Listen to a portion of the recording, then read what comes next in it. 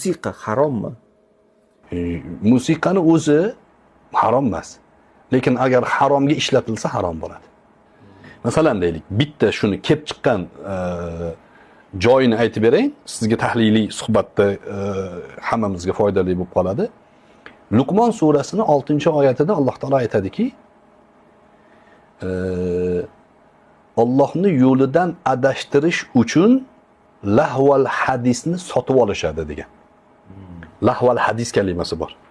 Ana shu lahval hadis kalimasini Abdulloh ibn Mas'ud tafsirda fa innahu al-ghina degan. Mana shu degan musiqa degan.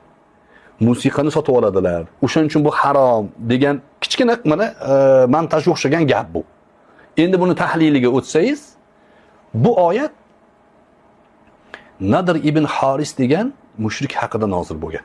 Nadr ibn Haris degan odam bo'lgan. Payg'ambar alayhissalom davrida yashagan.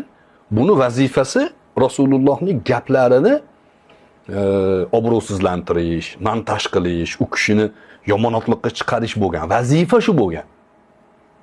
Men uni Nadr ibn Harisni hozirgi kundagi ozodlik deyman. Ozodlik radiosi bo'lgan o'sha paytdagi. Nadr ibn Haris biznesmen bo'lgan. Iroqqa, Shomga, Fors o'lkalariga borib, joriyalarni sotib olardi. Qo'shiq aytadigan, raqs tushadigan, ularni olib kelardi-da, Payg'ambar alayhissalomning orqalaridan yurardi. Rasululloh bir kishiga borib turib, Allohdan o'zga iloh yo'q, Qur'onda mana oyatlarni o'qib bersalar, u ta'sirlanib o'tirsa, ketgandan keyin kelardi-da, men qara derdi. Bu odam aytayotgan narsa asotiril avvalin, eskilarning gapi. Men senga o'shundan zo'rini qo'yib beraman derdi. Ana joriyan chiq derdi. U ashura aytardi. Raqs tushib berardi. Ana o odamlarni tamomiyla ruhlanishi sinardi. Boshqa tomonga o'tib ketardi. Ha? Ana shu odam haqida nozil bo'ldi oyat. Aytdiki, o'sha Allohning yo'lidan adashtirish uchun lahval hadisni sotib oladiganlar dedi. O'sha joriyani sotib olib, unga qarshi ishlatadiganlarni Alloh taolo tanqid qildi. Uni musiqa dedi. O'shanda musiqa sotib olib shu ishni qilishayotgan edi. Allohning yo'liga ishlatiladigan narsani yo'qotish uchun unga qarshi ishlatildi. O'shanda u joiz bo'lmadi.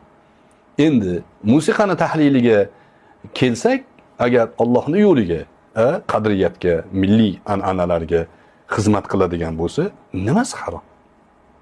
Bir millatni vatanparvar bo'lishini ta'minlashda san'atdan kuchli narsa yo'q.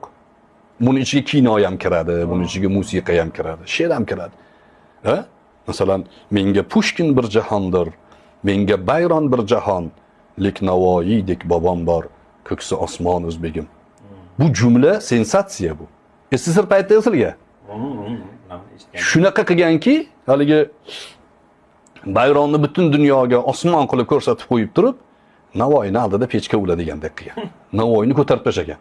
Ha, bu mana shu she'riyat. Nimasi harom buni? Endi jamiyatda har doim talotumni, har doim muammoni xohlagan odamlar har qanday gapingizga teskari gap gapirish bilan vazifalanadi. Ularning vazifasi shu. Musiqa haqida mana hozir gapimni ichida musiqaga ijobiy qarayman degan joyi o'zini kesadi-da, bo'ldi. Shu bilan deydi, mana ana oyatda Abdulloh ibn Mas'ud undoq degan, mana bu degan, u degan. Abu Hanifa aytgan, musiqa eshitib rohatlansa kofir bo'ladi degan. Bo'ldi, ketdi, shu bilan shunaqa fon yaratishadi. To'xta, kel, o'tirib gaplashaylik. Qayerda aytgan buni, nimaga aytgan? Kimga aytgan uni? Sizga yana bitta qiziq narsani aytay. Dunyoni tugashi musiqa bilan tugaydi. İnsanlarning qayta tirilishi musiqa bilan qayta tiriladi. Sur bekorga aytilmayapti. Qanaqadir ya'ni frekans bor, o'sha orqali bo'ladi hammasi. Boshqa yo'l yo'q. Musiqa to'g'risida mutlaq halol degan ham xato qiladi. Musiqa mutlaq harom degan ham xato qiladi. Niyat va xizmat qilishiga va qadriyatlarga bog'liq. Men bir joyda aytdim, childirma. O'zbek cholg'u asbobi, to'g'rimi? Qana ikkita zarbi bor. Bum bor, bak bor. Bum bak. Men aytamanki, o'z bak deb uradi buni aslida. O'zbekni bildirib turadi. Bizning qadriyatimizni, Uyg'ur, O'zbek qadriyatini bildirib turadi. U kerak bizga. Faqat to'g'ri ma'noda kerak. Ya'ni bir yaxshi narsadan odamlarni chalg'itish uchun uni ishlatsa, u harom bo'ladi. Lekin to'g'ri yo'lga ishlatsa, albatta to'g'ri bo'ladi. Dunyoni tugashi musiqa bilan tugaydi. İnsanlarni qayta tirilishi musiqa bilan qayta tiriladi. Musiqa to'g'risida mutlaq halol degan ham xato qiladi. Musiqa mutlaq harom degan ham xato qiladi.